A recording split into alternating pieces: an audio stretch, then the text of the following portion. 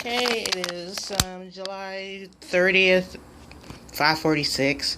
This is my urban diary on my compost. So, as you can see, I've been working on this compost for about, I don't know, 2 months, give or take. And I was away at a writers' convention or writers' conference in Allentown, Pennsylvania. So needless to say, my compost was neglected, and this is what happens when you don't stir it. Look at this plant growth I have in here. Yeah, isn't that crazy? Ugh. And I think that's from the potatoes. I'm trying to see. Oops, hold on.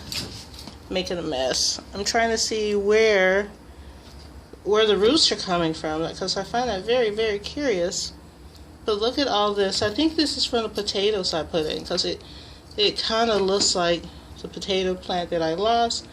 It's no longer with us, but look at that. Isn't that very, very interesting? And look at this. It's even got like a little root on it. A little bit. Yeah, it's got a little bit of growth on it. So that's interesting. I'm thinking it is potato. Red potato.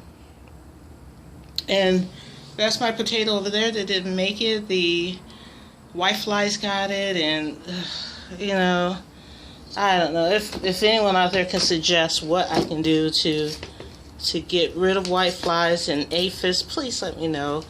But then again, it's not like I have a huge following with people checking out my herbal garden. So anyway, I just put in some mixed vegetables from, well, a week and a half ago, and a plum. It was all squishy. Ugh. And so now I'm just kind of mixing this in. Clearly this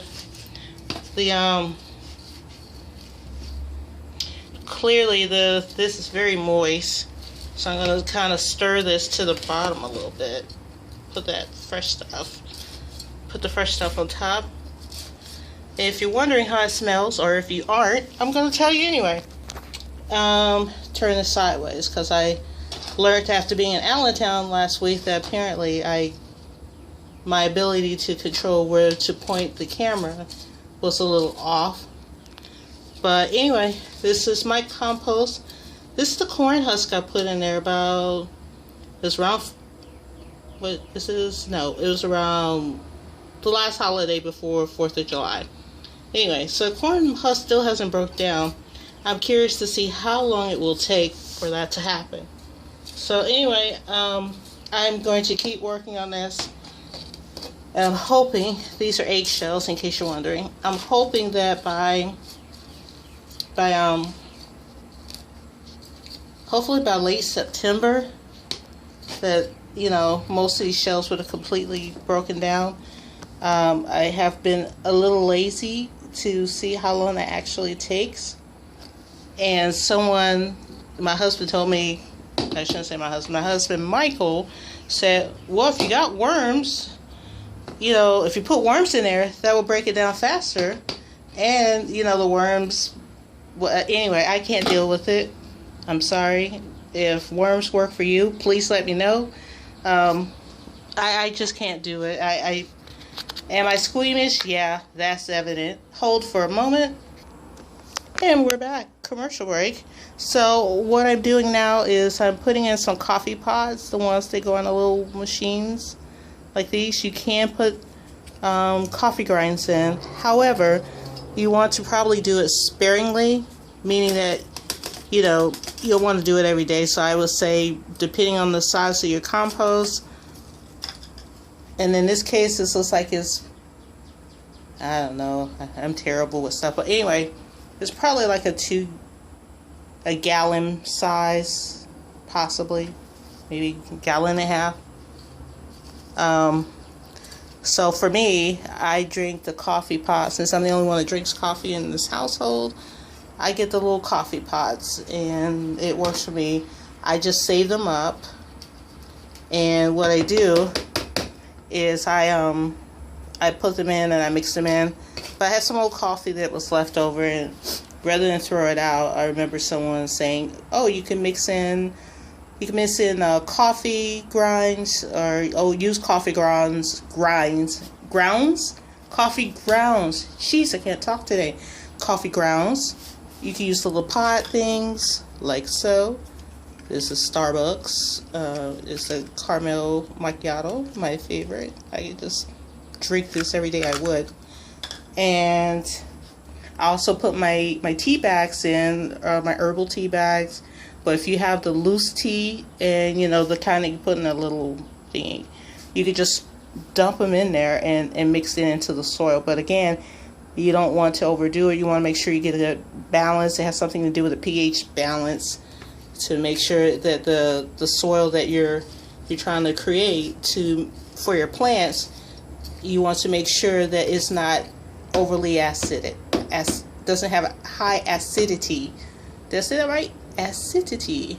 You want to make sure it doesn't have a high acidity.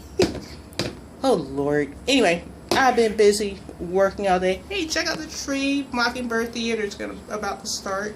These birds go crazy for these seeds this time of year, and we get all sorts of kind of birds. So anyway, if you're wondering what that is, there he goes, mockingbirds. And this is the back of the patio. But again, this time of day that we have bird theater. So anyway, focus. So back to this. So remember, you can put in your compost, if you're trying to keep it natural or urban. I said my urban compost, and I call it organic because I don't put anything harsh in it.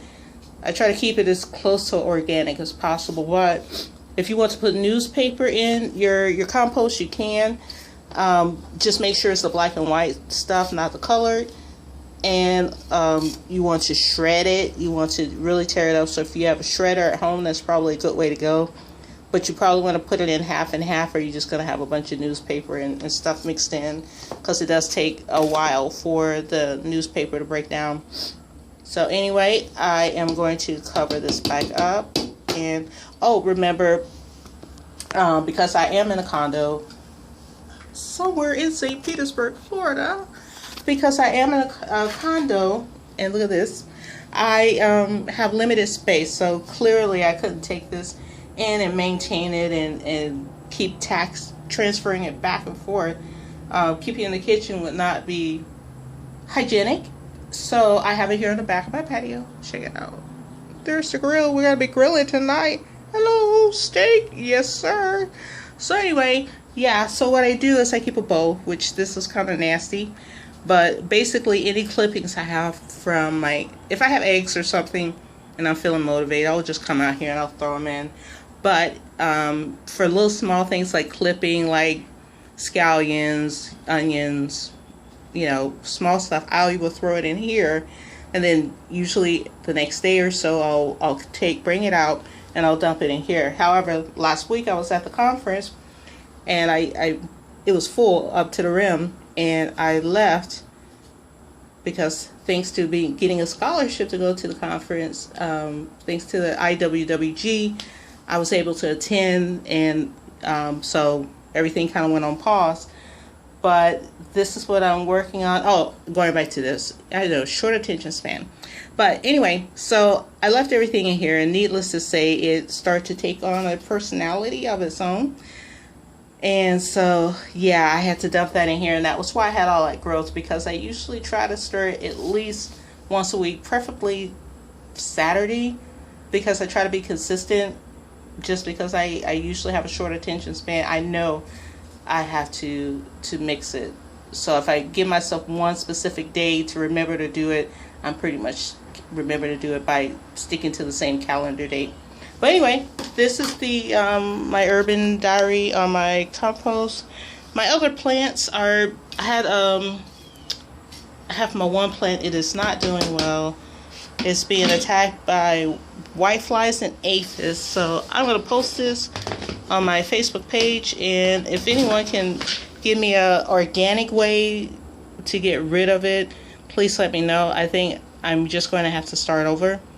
But if anyone can give me ideas on how to get rid of the whiteflies or aphids, I don't know which, is probably both.